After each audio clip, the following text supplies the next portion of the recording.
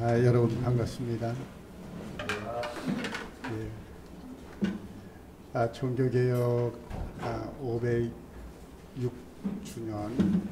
기념하는 그한 종교개혁 기념주일에 여러분들과 함께 예배 드리게 됨에 대해서 너무 감사하고요.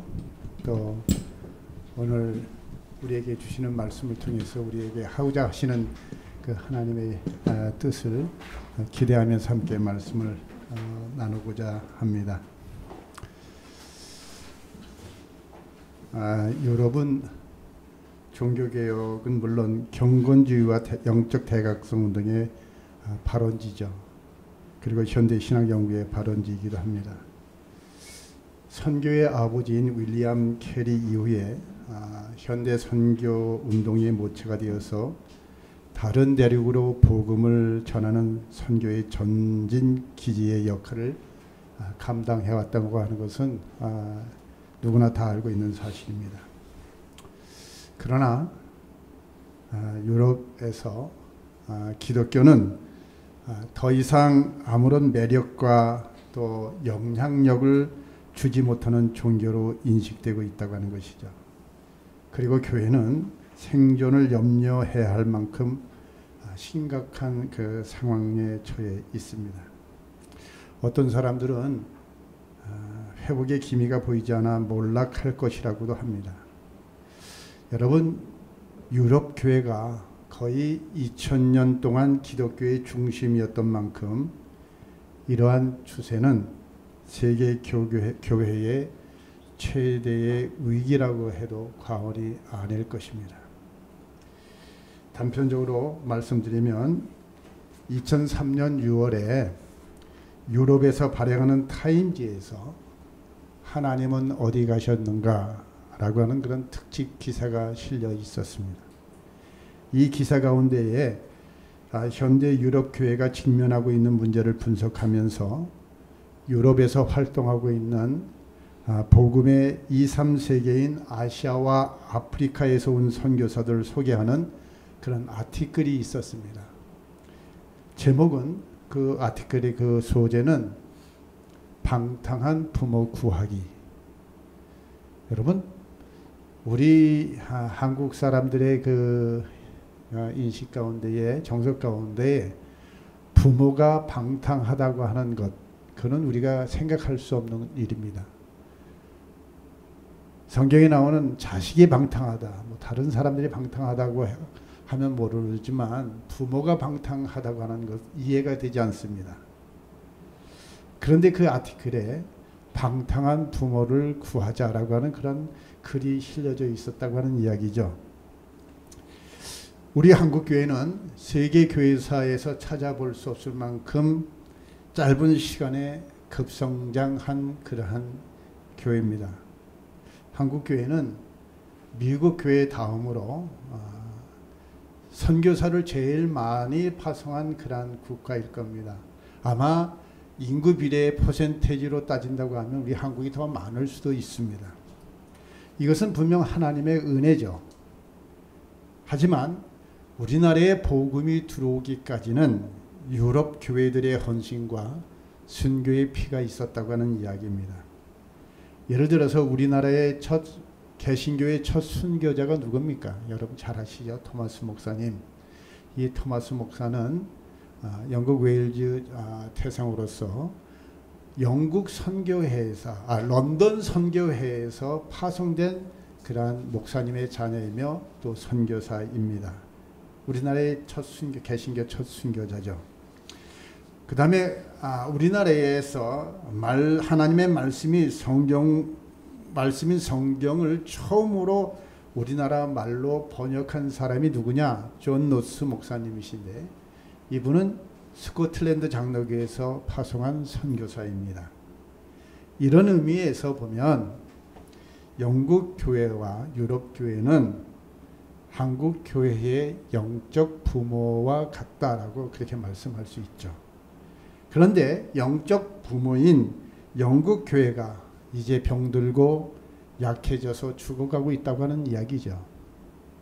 이것은 제 이야기가 아니라 1998년 12월 14일 짐바브웨에서 열렸던 세계교회협의회에서 그때 영국 교회의 캔터버리 영국 성경의 대주교였던 조지 캐리가 그 회중들을 향해서 뭐라고 얘기했냐면 우리 교회가 우리 영국 교회가 지금 피 흘리며 죽어가고 있습니다. 라고 기도와 도움을 요청했다고 하는 것입니다. 공식적으로 영국 교회가 피를 흘리며 죽어가고 있습니다. 이 애절한 한마디가 오늘의 영국 기독교의 현실을 대변한다고 볼 수가 있습니다. 더 나아가 유럽 교회의 현실을 말하고 있죠. 그렇다고 하면 누가 죽어가고 있는 영국 교회를 치유하고 살릴 수 있는 것인가? 여러분, 우리가 영국 하면 생각나는 것이 무엇이 있습니까? 제일 먼저 생각하면 신사의 나라, 또 해가 지지 않는 나라, 그 다음에 또 뭐가 있습니까? 예? 부유한 크리스찬 국가다. 또 선교의 아버지 윌리엄 캐리 이후에 현대 선교의 그 현대 선교 운동의 모체가 되었고 또 선교사를 많이 파송한 그런 나라. 우리가 이렇게 생각할 수가 있습니다. 그러나 현 시점에서 다시 돌아보면 영국은 더 이상 기독교 국가라고 말할 수 없다고 하는 이야기입니다. 기독교의 문화와 유산은 아마 있을지 모릅니다. 그렇지만 더 이상 기독교 국가라고 볼 수가 없습니다. 20년 전의 통계입니다만 2000년에 고난주일에 영국의 일간지에서 뭐라고 하는 기사가 실렸냐면 영국교회 40년 후면은 사라진다 라고 그런 기사가 실려 있습니다. 또 2001년도에 영국 인구조사에 의하면 72%가 기독교인이라고 이야기했습니다. 동시에 66%는 교회에 다니지 않는다라고. 그것이 2001년입니다.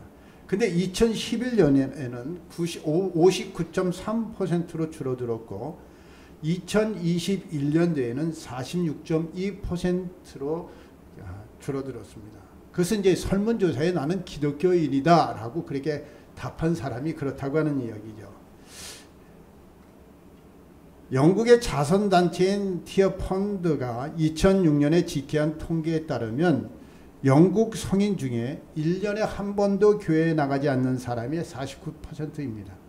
그리고 1년에 한 번 교회 간다고 답한 사람이 26%, 한 달에 한 번 나는 교회에 나간다라고 하는 사람이 15%, 또 매주 교회에 나간다고 하는 사람이 10%로 그렇게 조사가 되어 있습니다. 하지만 영국 교회의 그 자체적으로 출석 인원을 집계한 것을 보면 1979년도에 12%에서 1989년도에는 10%로 떨어졌습니다. 그리고 1999년도에는 7.5%로 떨어졌고 2006년에는 6.3%로 떨어졌습니다. 매 10년마다 2%씩 감소하는 추세입니다. 그리고 2009년도에는 5%로 떨어졌다고 이야기합니다. 그리고 2019년도에 보면 3%로 줄어들었습니다. 이것은 영국에 있는 사람들 가운데에 97%는 주일에 교회에 가지 않고 있다라고 하는 이야기입니다. 하지만 교회들이 자체적으로 집계한 출석, 그 목회자들이 고백하는 것은 리얼 크리스찬, 거듭난 그리스도인들은 불과 2%도 안 될 것이다라고 그렇게 말하고 있습니다. 여러분, 2% 안 되는 크리스찬이 있는 나라가 기독교 국가라고 이야기할 수 있습니까? 중국은 지금 몇 %입니까? 제가 통계는 잘 모르지만 거의 6%, 7% 정도 되지 않을까 그렇게 생각합니다. 시약교회들이. 1980년도에 2000에서 2009년까지 30년 동안 9,000개의 교회가 문을 닫았습니다. 그리고 2000년도에 들어와서는 매주 평균 4교회가 문을 닫는다고 합니다. 그러면 매년 220개의 교회가 폐쇄되고 있다고 하는 것이죠. 교회가 폐쇄되면 어떻게 되느냐? 여러분 주택, 사람이 살고 있는 주거지로 바뀌어지는 것은 그래도 참 다행한 일입니다. 팝으로 바뀌어지고요. 그 다음에 또 뭘로 바뀌어지면 귀신 체험하는 그런 장으로, 또 교회 건물이 높기 때문에 고가 높기 때문에 서커스단 경영하는 그런 장소로, 심지어는 모스크로 바뀌는 예가 많이 있습니다. 물론 개척되는 교회도 있고 그 다음에 성장하는 그런 교단도 있습니다. 어떠한 교단이 성장되어지고 어떠한 교회가 개척하느냐, 성령님을 신뢰하고 성령님께서 일하심을 믿고 그렇게 나가는 사람들, 교회. 즉 1989년에서 2005년 사이에 오순절 교단은 22%가 성장했다고 하는 것입니다. 버밍엄, 저희가 살고 있는 버밍엄이나 런던 같은 데 가보면 2,000명 넘는 교인들도 많이 있습니다. 여러 개 있습니다. 그런데 이 기간 동안에 오순절 교단이 22% 성장한 그 기간 동안에 천주교는 49%가 감소되었고 감리교는 44%, 성공회는 31%가 감소된 것입니다. 그런 것을 보면 영국 교회가 그나마 그 현상 유지할 수 있고 줄지 않는 것은 바로 오순절 교단, 그 다음에 소수민족들의 교회들, 또 난민으로 들어와서 그들이 교회를 세우고 나가고, 그러한 교회만이 교인 수가 줄지 않고 있지, 그 외에 다른 교회들은 점점 줄어들고 있다고 하는 것이죠. 영국은 하나님의 영광이 있었던 땅입니다. 그러나 지금은 하나님의 영광을 떠나 건물만 있고 영적인 생명력은 상실되어 있습니다. 여러분, 목회자들 가운데에 부활을 믿지 아니하는 목회자들도 많이 있습니다. 그리고 우리나라도 동성애의 문제로 심각하지 않습니까? 영국 교회는 이미 동성애를 인정하지 않고 동성애를 인정하고 그 다음에 그 성공의 그 사제들 가운데에 동성애자들이 사제가 나온 그런 예가 많이 있다고 하는 이야기입니다. 그리고 점성술, 동양 신비 사상을 또 심지어는 사탄 숭배까지도 유행하고 있습니다. 그런데 오늘날 영국에서 이렇게 기독교가 쇠퇴하고 있는 가운데에 오늘날 영국에서 가장 빠르게 성장하는 종교는 바로 이슬람이라고 하는 것입니다. 영국의 이슬람의 숫자는 대략 400만 정도 지금 되고 있습니다. 이슬람 선교 정책들 가운데에 옛날에는 그 선교 정책이 아프리카 중심으로 선교를 했습니다. 그런데 지금은 그 선교 정책이 유럽과 그 다음에 아시아를 타겟으로 지금 선교 정책을 펼치고 있다고 하는 것이죠. 그런데 유럽에서 그 선교 정책 가운데 거점을 두는 나라가 바로 영국이고, 아시아에서는 어딘지 아십니까? 우리 대한민국입니다. 여러분, 남친여교, 미국의 남친여교가 얼마, 그 교단이 제일 크죠? 남친여교 교단의 1년 선교비보다는 사우디아라비아에서 이슬람을 위해서 선교하는 하루치 선교비보다 적다고 하는 통계가 나왔습니다. 그러니까 이슬람은 그냥 물질로 그렇게 공략을 하는 것입니다. 그렇지, 안 넘어갈 수가 없습니다. 2009년 1월 31일에 보도된 더 타임즈의 기사를 보면 영국의 무슬림 인구는 4년 만에 50만이 증가해서 240만으로 성장했다고 그렇게 통계가 나오고 있습니다. 그 기간 동안에 영국의 기독교 인구는 200만 이상이 감소되었다라고 하는 것이죠. 그래서 2011년에는 전체 인구의 4.9%인 270만 명에서 2021년도에는 6.5%인 390만 명, 400만 명으로 증가했다고 하는 것이죠. 전 국회의원이었던 파키스탄 출신 사이드 말락이라고 하는 사람이 통계적으로 수치를 내면서 앞으로 30년 내에 영국은 완전히 이슬람화될 것이며 또 무슬림 국회의원이 절대 다수를 차지하고 무슬림 수상이 나올 것이다 라고 그렇게 공언했습니다. 현 지금 런던 시장이 누군지 아시죠? 사디크 칸이라고 하는 사람인데 이 사람은 파키스탄 사람입니다. 파키스탄 1.5세, 이민 1.5세입니다. 그 다음에 영국 수상이 어느 나라 사람인지 아십니까? 리시 수낙. 이는 그 인도 사람인데 비백인으로서 최초로 수상이 된 사람이고 210년 만에 최연소의 수상이 바로 이 백인이 아닌 유색인종 가운데 지금 되었다고 하는 것이죠. 영국 무슬림 협의회 무하마드 압둘 바리 총무는 현재 그 1600개의 모스크가 있지만 무슬림 인구의 증거에 발맞춰 모스크가 계속 늘어날 것이라고 전망했습니다. 그는 무슬림이 앞으로 영국을 지휘하게 될 것이라고 하는 전망을 내놓았다고 하는 것이죠. 저는 2003년도에 하나님의 부르심이 있어서 이제 영국으로 선교사로 나갔는데 그때 하나님이 무슬림 선교에 대해서 말씀하셔서 영국 버밍엄으로 가게 됐습니다. 제가 살고 있는 그 버밍엄 지역은 영국 인구 비례로 보면 영국에서 가장 많은 무슬림이 살고 있는 그러한 지역입니다. 물론 숫자는 런던이 더 많지만 그 지역 인구 비례에 보면 버밍엄이 무슬림이 가장 많은 지역인 도시인데 그 영국의 세컨 도시죠. 그런데 거기에 27개 지역이 있습니다. 예를 들어서 동이라고 이야기하면 지금 그 지역이 버밍엄 시내가 작기 때문에 한마디로 말하면 동과 같은 그런 의미가 있는데 그 동 27개 동 가운데 9개 동은 90%가 무슬림입니다.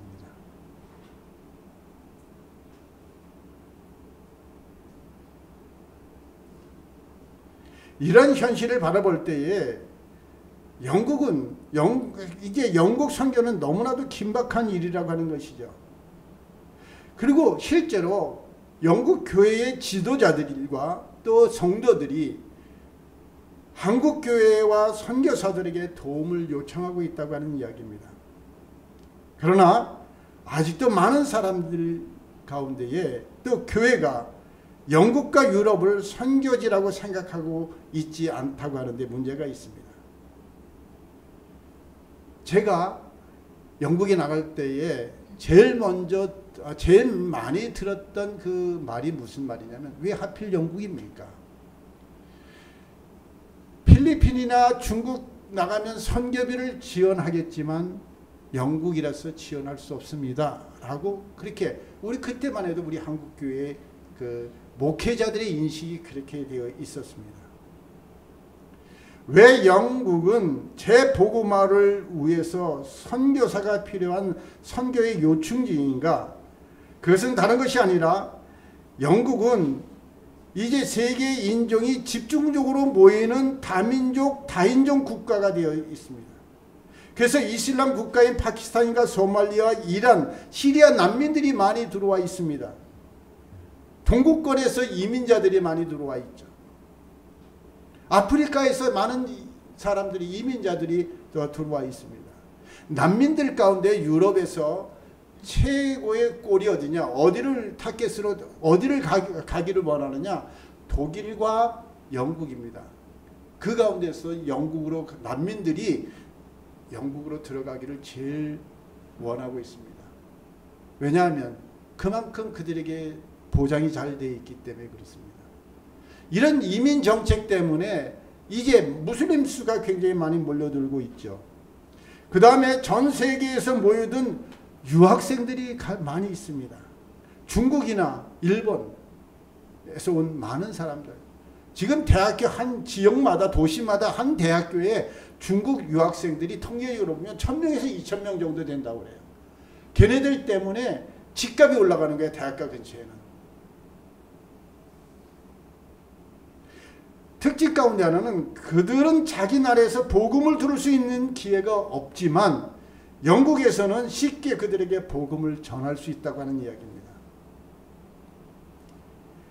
그래서 영국이 선교지로서의 그 장점이 있는데 그것은 뭐냐면 조금 전에서 말씀드렸던 것처럼 세계 여러 나라 사람들을 한 곳에서 만날 수 있다고 하는 이야기입니다.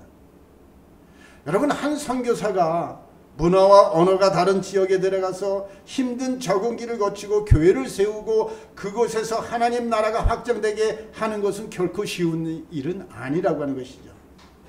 그러나 영국에 들어오는 비선교계의 많은 사람들은 이미 그들의 마음속에는 마음이 열려 있었습니다. 왜 열려 있습니다? 왜냐하면 그들이 힘든 그런 가운데요, 생존의 위기를 느끼면서 살아가고 있기 때문에 그들 마음은 이미 가난한 마음이 되었다고 하는 것이죠. 그리고 그들은 동질의식을 가지고 있습니다. 그렇기 때문에 그들에게 다가가서 복음을 전하면 쉽게 복음을 받아들일 수 있다고 하는 그런 장점이 있다고 하는 것이죠. 제가 영국에 들어가면서 하나님이 이란 난민들을 선교하게끔 하셨는데, 제가 만약에 이란에 들어가서 선교사로 이란에 들어갔다고 하면 선교사의 신분은 드러낼 수도 없을 뿐더러 가서 많은 사람들에게 복음을 전할 수 있었을까? 그런데 지금 20년 동안 저희 가정을 통해서 예수를 믿고 세례를 받은 사람들이 난민들 가운데 7, 80명이 됩니다. 이것은 하나님이 전적인 은혜를 저희들에게 허락하셔서 우리가 그 일을 감당할 수 있었습니다만, 영국이라고 하는 그런 지역, 유럽이라고 하는 그런 지역의 특성 때문에 그게 가능할 수 있었다고 하는 것이죠. 그 다음에 영국이 선교지로서의 장점은 세계 공통 언어인 영어를 사용한다고 하는 점입니다. 내가 파키스탄에 들어가면 파키스탄 언어를 배워야 되고, 이란 가면 페르시아 언어를 배워야 되고, 그 나라 지역의 언어를 배워야 선교할 수 있지만, 그러나 영국이라고 하는 것은 세계 공통 언어인 영어이기 때문에 영어 하나만 가지면, 또 영국에 들어온 난민들이나 이민자들, 그런 제3세계에 온 사람들도 영어를 해야 되기 때문에 그들에게 쉽게 접할 수 있다고 하는 것이죠. 그리고 영국은 세계 중심에 있다고 하는 것이죠. 그래서 그 영국을 통해서 아프리카나 유럽이나 중동 지역이나 이러한 지역으로 복음을 들고 쉽게 나갈 수 있다고 하는 이야기입니다. 이러한 장점이 있지만 또 단점이 없는 건 아닙니다. 단점 가운데 하나는, 물론 영국에서 선교활동을 피는 선교사님들이 굉장히 많은 어려움을 갖고 있어요. 뭐냐면 영국이 아직도 선교지라고 하는 인정하지 않는 사람들이 많다.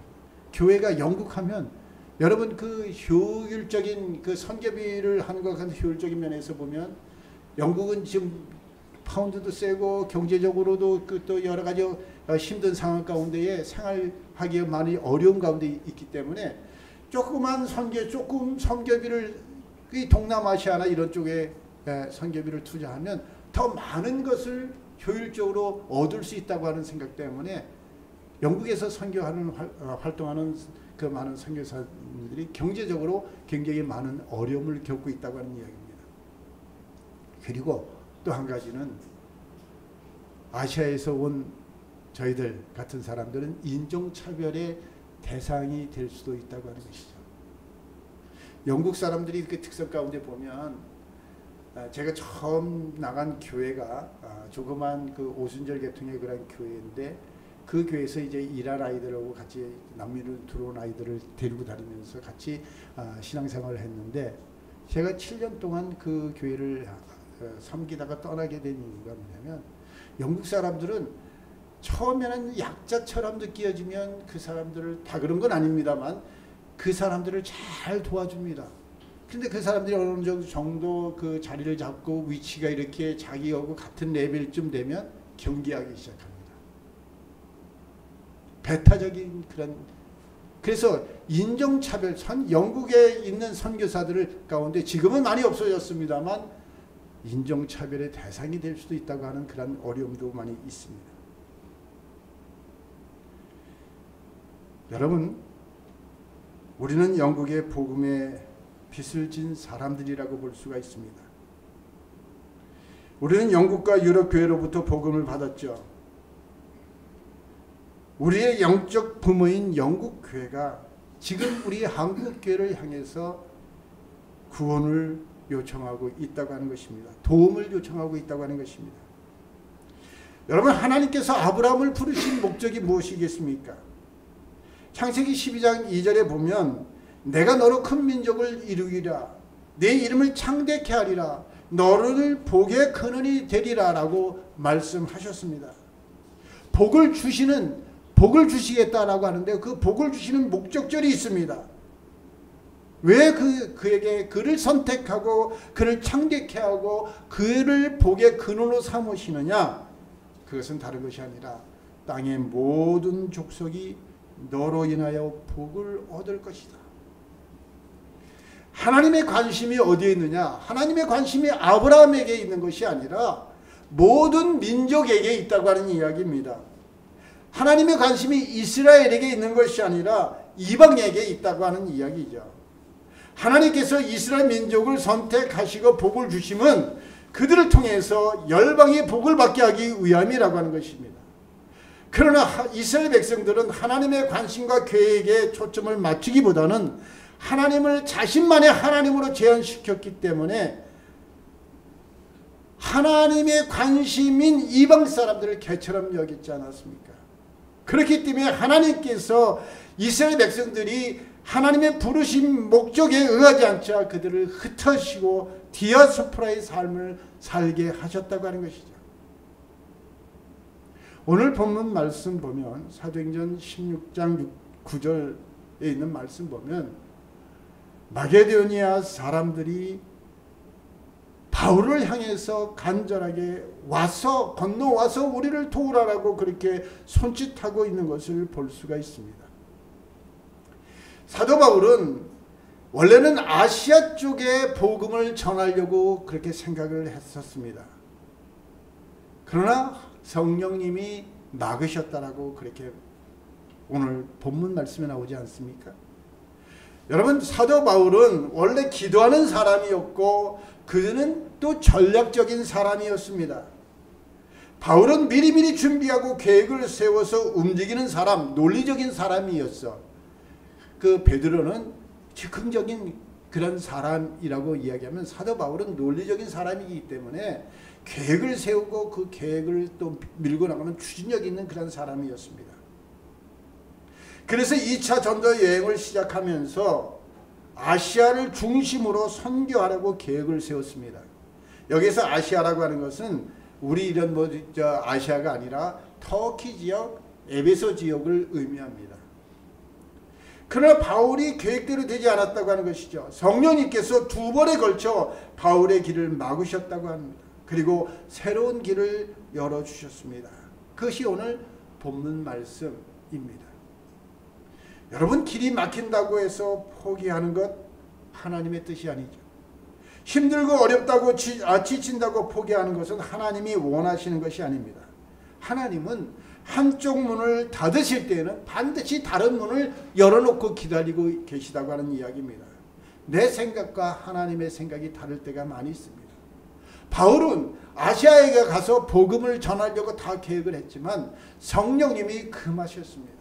그리고 그에게 보여준 것이 마게도니아 사람이 손짓하면서 건너와서 우리를 도우라라고 하는 그런 환상을 보여주었습니다.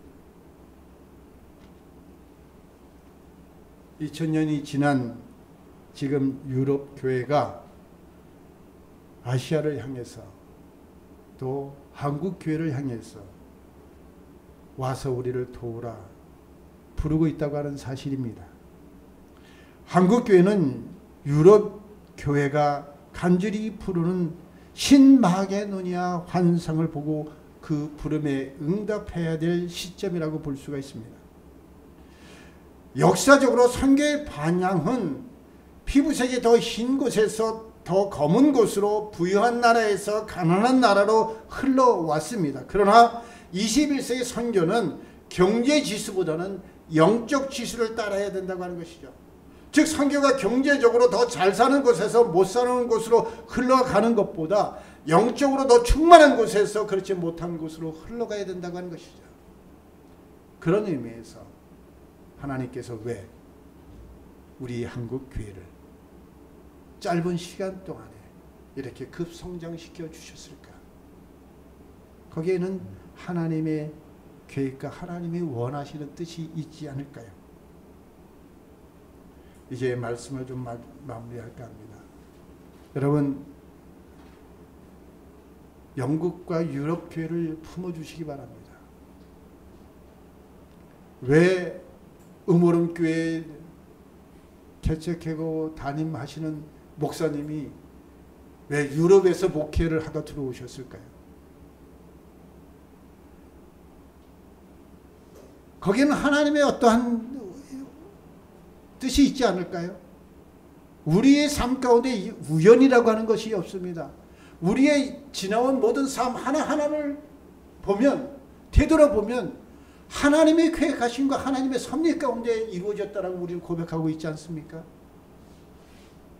저는 지금 영국에 간 지 2003년도에 가서 지금 20년이 지났는데 지금 순간순간 돌아보면 하나님의 섭리 가운데서 하나님의 계획하신 가운데서 이끄셨다고 하는 것을 고백할 수밖에 없다고 하는 것이죠.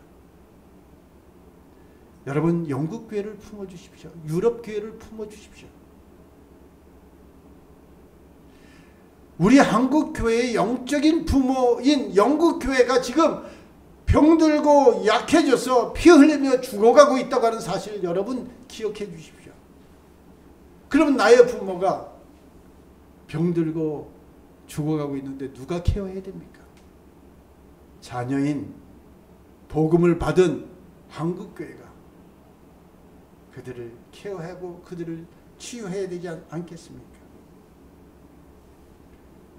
이제 우리는 사랑의 빚을 갚을 때가 되었습니다. 우리는 유럽 교회로부터 영국 교회로부터 복음의 빚을 진 자들입니다.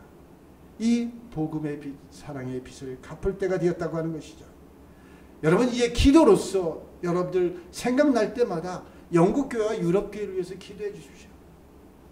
또 재정적으로 여러분들이 여유가 있을 때, 아니 여유가 있는 것이 아니라 의무적으로라도 그 영국 교회를 위해서 여러분들이 하나님 앞에 헌신하십시오. 여러분들이 선교 동력자로서 영국 교회와 유럽 교회의 재부흥을 위해서 하나님의 통로가 되기를 저는 간절히 원하면서 축복합니다. 여러분들이 그런 하나님의 통로, 거룩한 통로가 되어질 때에 영국 교회는 반드시 일어날 것입니다. 여러분, 영국 교회가 복음화의 필요성이 있는데 그것이 뭔지 아십니까? 유럽의 재복음화를 이루어야 될 그 필요성은 유럽에서 기독교가 소수 종교로 전락하면서 그 영향은 북미나 아시아에 영향이 미칠 거라고 하는 이야기입니다. 우리 한국교회도 유럽교회를 따라갈 수밖에 없다고 하는 이야기입니다. 그리고 유럽교회가 다시 복음의 능력을 회복한다고 하면 유럽에 있는 많은 이주민들에게 그들이 출산국에서보다 더 자유롭게 그들에게 복음을 전할 수 있습니다. 그러면 그들이 복음을 받아들이고 난 다음에 어떻게 하겠습니까? 자기의 나라, 자기의 고국에 있는 부모 형제들에게 복음을 전하지 않겠습니까? 이것은 제가 경험한 간증입니다. 저희의 천년의 매인 그 소라베라고 하는 그런 청년이 있습니다. 그 청년은 물론 이제 결혼을 해서 애가 셋인데요. 저희가 이제 결혼까지 시켜서 우리 집 근처에서 살고 있는데 그 소랍은 이란에 있는 가족들에게 복음을 전했습니다. 그래서 그 동생들이 예수를 믿고 나서 다시 지하교회에서 예배를 드리다가 걸려가지고 거기서 더 이상 있을 수 없어서 영국으로 이렇게 난민으로 또 들어온 애가 있습니다. 이런 애들 가운데, 저희가 복음을 전한 애들 가운데에, 청년들 가운데에 자기 나라의 복음을 전해서 예수를 믿게 하는 일들이 너무나도 많이 일어나고 있다고 하는 이야기입니다. 유럽 교회가 다시 복음의 영성을 회복한다면 유럽 교회는 다시 한번 세계 복음화를 위해서 크게 쓰임을 받을 수 있는 그러한 나라 지역이 될 것입니다. 아무쪼록 이제 여러분들께서 오름 교회의 우리 성도님들은, 교회는 이제 유럽 교회를 품으시고 또 그들을 위해서 기도하면서 하나님 나라가 그곳에서 확장되어지는 데 통로로 사용되시기를 주님의 이름으로 축원합니다. 기도하겠습니다. 아버지 하나님, 오늘 이제 종교 개혁을 기념하는 주일에 유럽 땅을 향한 아버지의 마음을 가지고 오늘 오름교회 성도님들과 함께 말씀을 나누었습니다. 하나님 아버지, 오늘 이 자리에 모인 저희들에게 하나님의 영광이 있었고 부흥이 있었던 유럽과 영국을 향한 아버지의 마음을 품고 하나님께서 원하시는 하나님 나라가 그 땅에 이루어지도록 사용되어지는 통로가 될 수 있도록 주님 축복해 주시옵소서. 모든 말씀을 예수 그리스도의 이름으로 기도드립니다. 아멘.